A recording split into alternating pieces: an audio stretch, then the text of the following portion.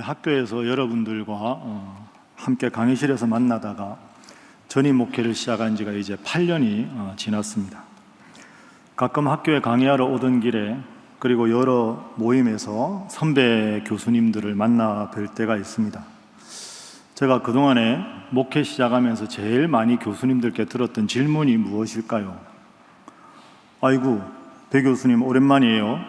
그 다음이 중요합니다. 이야, 얼굴 좋은데? 이 말을 제일 많이 들었습니다.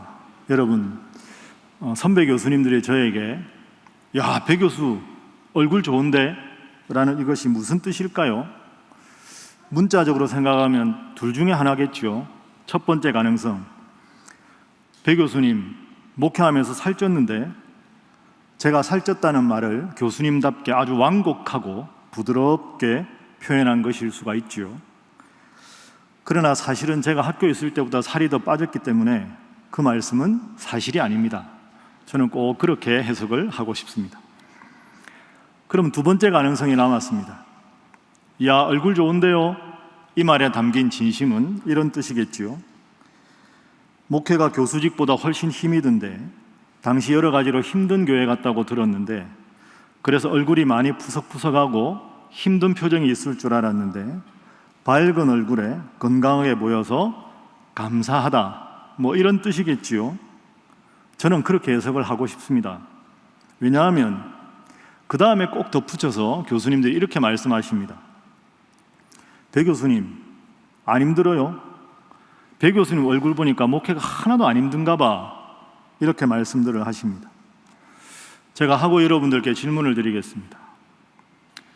여러분, 교수가 힘들까요? 목회가 힘들까요?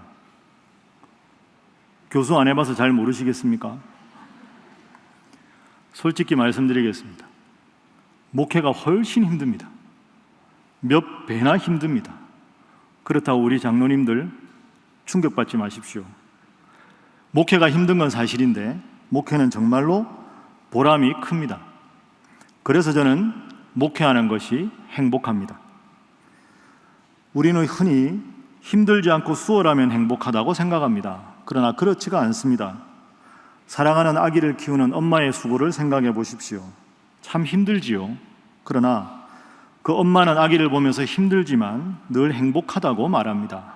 사랑의 수고 때문입니다. 목회 힘듭니다. 그러나 정말로 행복합니다. 그래서 저는 하나님께 감사하고 있습니다.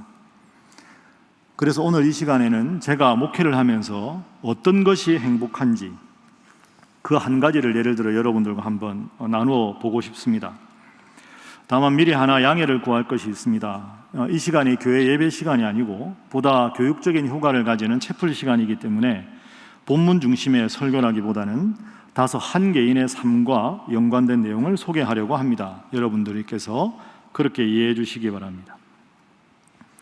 1922년, 지금부터 정확하게 100년 전 전라북도 1위 현재 익산에서 한 소년이 태어났습니다. 가난하게 자란 그 소년은 주일이면 어머니의 손을 붙잡고 교회에 가곤 했습니다. 기억력이 아주 좋았던 그 소년은 집에 돌아와서는 바닥에 이불을 깔고 그 이불 위에 서서 강대상에 오른 목사님처럼 자세를 잡고 오전에 들었던 목사님의 설교를 그대로 암송하여 들려주곤 했습니다. 깜짝 놀란 어른들은 야, 너는 앞으로 목사님 돼야 되겠다 해서 그 아이의 별명이 알목사, 에그 패스터가 되었습니다. 그 알목사가 서울에 올라가서 고학하며 힘들게 중학교를 다니던 시절 그는 학교 교목 목사님의 교지 편집일을 도우면서 아프리카의 성자 알버트 슈바이처 박사님을 소개받습니다. 책을 통해 알버트 슈바이처 박사님의 생애를 접한 그 소년은 나도 커서 슈바이처 박사님 같은 사람 돼야 되겠다 하고 다짐을 하지요. 1945년 해방이 되던 해 그 소년은 하나님으로부터 소명을 받아 신학의 길에 접어들게 됩니다. 1945년 11월에 신학생 초년병 시절에 당시 서울에 있었던 일본의 천리교당을 무상으로 넘겨받아 복음전도소라는 간판을 달고 목회를 시작하게 되었고 그 교회는 날로 부흥하게 되었습니다. 6.25 전쟁의 참화 속에 피난을 가서도 교회를 세울 정도로 최선의 목회를 다했습니다. 교회는 점점 안정되어 가고 가정은 화목했지만 그의 가슴 속에는 17살에 만났던 슈바이처 박사님이 늘 자리 잡고 있었습니다. 어느 날 아내와 함께 자신의 삶과 목회에 대해서 깊은 대화를 나누던 중 하나님은 그에게 17살에 책으로 만났던 슈바이처 박사님을 다시 기억하게 하셨고, 그것을 주님의 부르심으로 알고 1951년 3월 전쟁의 포화 속에 그는 서울대학교 의과대학에 입학을 하게 됩니다. 목사가 의사가 된 것이지요. 1955년 의과대학을 졸업하면서 무슨 전공을 할 것인가에 대해서 고민할 때 하나님께서는 그에게 당시만 해도 하늘의 저주라고 알려졌던 가장 끔찍한 병, 한센병, 흔히 우리가 아는 문둥병 또는 나병이라고 불리는 그 병을 전공하라고 말씀을 하셨습니다. 주님, 나병을 전공하라고요? 저는 그것을 견딜 수 없습니다, 주님. 그는 3번이나 거절했지만 하나님께서는 계속해서 그에게 그런 소명을 주셨습니다. 그는 끝내 주님 앞에 감격적인 눈물을 쏟으며 그 소명을 받아들였습니다. 그리고 그는 국내 최초로 한센병에 대한 책을 번역했고, 사흘은 교회 목회를 하고 나흘은 전국을 다니면서 다리 밑으로 공동묘지로 한센병 환자들을 찾아다니며 치료해 주었습니다. 마치 17살에 책으로 만났던 그 슈바이처 박사처럼 정말 그 소녀는 실제로 슈바이처가 된 것입니다. 그러면서 슈바이처 박사와 서신을 교환하던 중에 슈바이처 박사의 초청을 받습니다. 그 초청을 받아들이고 1959년 이제는 소년이 아닌 의사이자 목사로 그는 아프리카 가봉공화국의 랑브렌에 있는 슈바이처 박사의 병원에 가서 3개월을 동역하며 아프리카의 한센병 환자들을 돕습니다. 그리고는 귀국한 후에 그도 슈바이처 박사님처럼 우리나라에서 가장 당시에 힘든 오지 중에 한 곳으로 가서 의료 선교를 하기로 결단합니다. 당시 포항에서 목선을 타고도 최소 20시간 이상을 가야 하는 섬 전체를 통틀어 의사가 단 한 사람도 없었던 적막한 섬 울릉도로 아내와 3아이를 데리고 떠납니다. 서울 중심부에 꽤 규모가 되는 교회 담임 목사직을 내려놓고 변변한 후원이나 지원금도 없이 그저 보따리 몇 개 챙겨 떠난 고행길이었습니다. 1961년 5월 그렇게 울릉도에 들어가서 1979년까지 무려 18년 동안 울릉도를 위해 헌신합니다. 주일이면 목회자가 없는 곳 교회에 가서 설교를 하고 그러면서 어려운 목회자들을 도왔고 울릉도 의원을 열어서 돈 없는 환자들을 무료로 치료해 주었습니다. 그들에게 자립정신을 기르고자 치료비를 받는다고는 했지만 가난한 환자들에게 돈을 받을 수 없어서 그의 외상장부는 그저 형식적이었고 평생 단 한 번도 외상을 독촉하지 않았습니다. 울릉도 도동의 울릉도 의원 본원을 그리고 저동과 천부에 분원을 설치해서 의료활동에 힘을 썼습니다. 1961년부터 시작된 의료활동이 4년이 지난 1965년에는 전 울릉도 인구의 절반 이상의 환자 카드를 관리하면서 최선을 다해 의료활동에 힘을 썼습니다. 그 결과로 1968년에는 울릉도에 있던 800명의 결핵 환자들은 300명으로 줄어들었고 65명의 한센병 환자들은 거의 다 음성이 되었습니다. 치료하는 것도 중요하지만 농촌 환경을 개선해서 병에 걸리지 않도록 하는 것이 중요하다고 생각해서 생활 개선 사업에도 전력을 기울였습니다.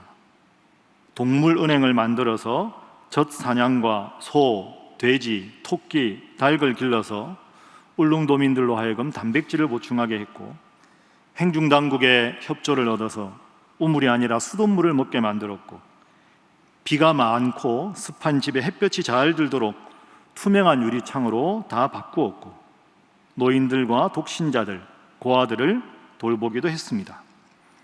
그리고 성경의 10계명을 응용해서 생활 10칙을 만들어 기독교 정신으로 울릉도 주민들이 육체적으로도 정신적으로도 건강한 삶을 살 수 있도록 최선의 노력을 다했습니다. 처음에는 울릉도에서 국회의원 하려고 왔다, 울릉도 돈 다 쓸어가려고 왔다 그렇게 생각하며 그를 경계하던 울릉도 도민들은 그의 아름다운 선행과 목사로서 의사로서 최선을 다하는 그의 모습을 보고 그에게 별명을 하나 지어 주었습니다. 울릉도의 슈바이처, 한국의 슈바이처. 국내보다 해외에서 더 잘 알려진 목사님. 또한 그는 조선신학교 출신이지만 기장과 예장의 그 분열의 아픔 속에서 1954년부터 1981년까지 무려 27년 동안 교파의 분열을 가슴 아파하며 기장에도 예장에도 속하지 않겠다고 선언하고 그 교회는 교단에 가입하지 않았습니다. 게다가 그는 1961년부터 무려 18년 동안 울릉도에서 사역을 했기 때문에 그의 이름은 점점 잊혀져 갔습니다. 김재준 교수의 애제자로 평양신학교가 아닌 조선신학교 출신으로 기억되었기에 그는 우리 장로교 통합 측 교단의 교회사 연구자들에게 점점 잊혀져 갔고, 조선신학교 출신이었지만 기장 측에서도 점점 잊혀져 간 목사, 그분의 이름은 이일선 목사님이십니다. 벌써 그가 하나님 품에 안긴 지가 27년이 되었습니다. 그에 대한 자료는 많이 사라졌고 함께 사역했던 성도들도 이미 천국으로 가신 분들이 대부분입니다. 울릉도에서도 그분의 흔적이 거의 사라진 지 오래되었습니다. 그러나 그렇게 영원히 잊혀질 것만 같던 그 이일선 목사님을 하나님께서는 다시 한국교회에 기억하게 하셨습니다. 2014년 이런 사실을 전혀 알지 못한 채 제6대 목사가 그 신일교회에 부임합니다.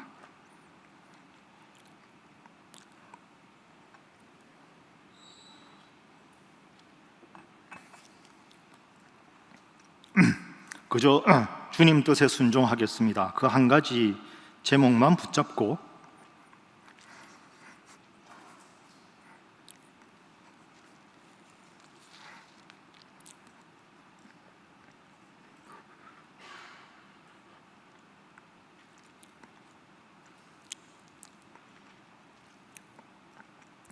정들었던 광나루를 떠나 그 교회에 부임하였습니다.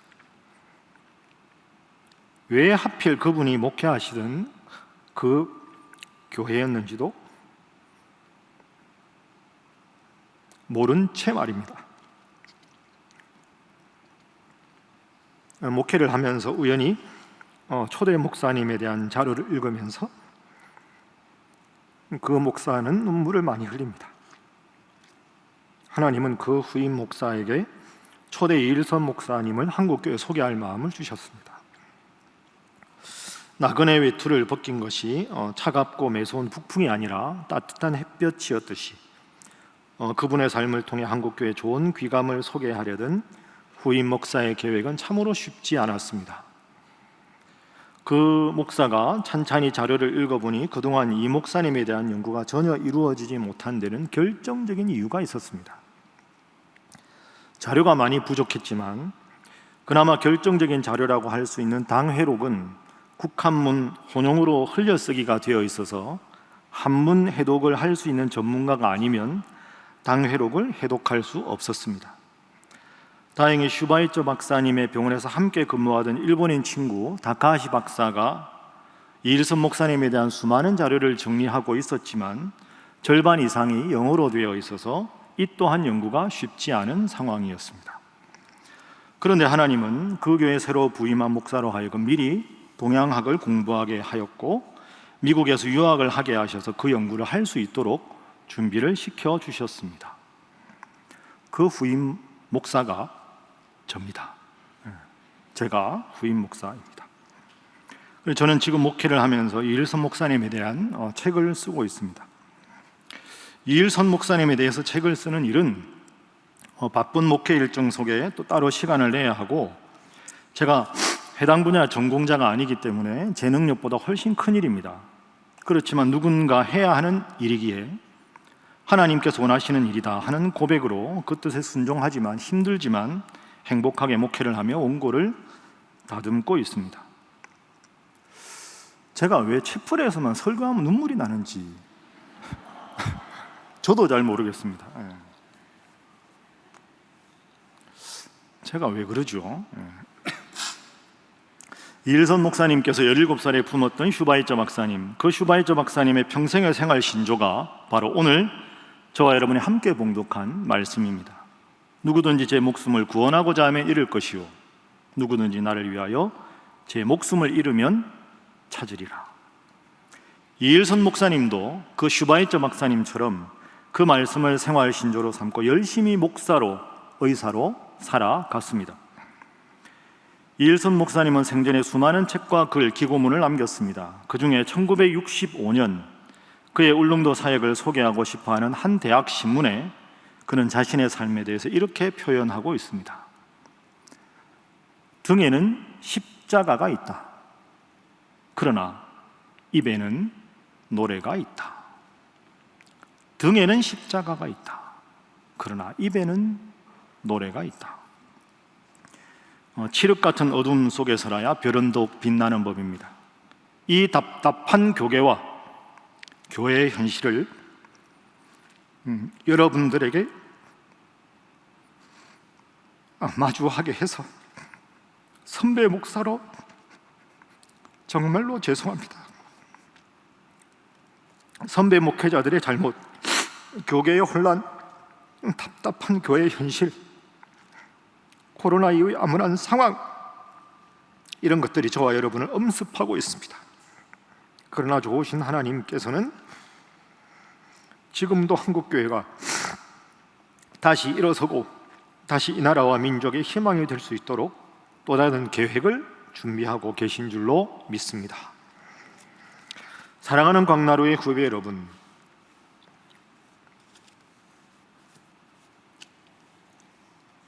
여러분이 소명을 받아 이곳에 올라오셨다면 치우침이 없는 걸음으로 우직하게 걸으십시오.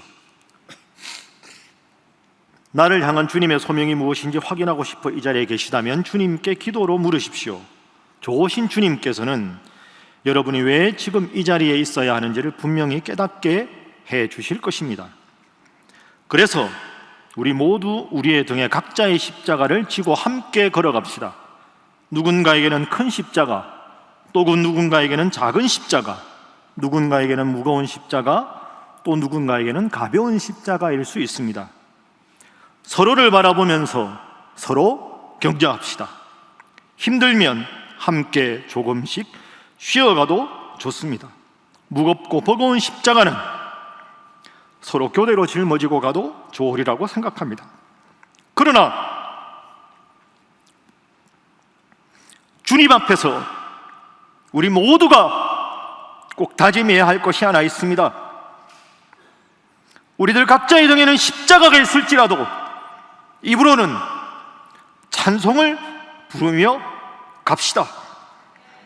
신실하신 하나님은 그 옛날 이일선 목사님과 함께 울릉도에서 함께 하셨고 지금은 이 땅 광나루를 주목하시며 사랑의 눈빛으로 여러분을 바라보시기 때문입니다. 사랑하는 후배 여러분, 존경하는 교수님들, 헌신하시는 직원 여러분, 여러분의 등에 크고 작은 십자가가 있을지라도 여러분의 입에는 주님 주시는 노래, 찬송을 부르며 별과 같이 빛나는 여러분, 하나님께서 사랑하시는 땅, 정말 한국교회 희망을 일구어가는 이 땅 광나루가 되어주시기를 주님의 이름으로 부탁합니다. 기도하겠습니다.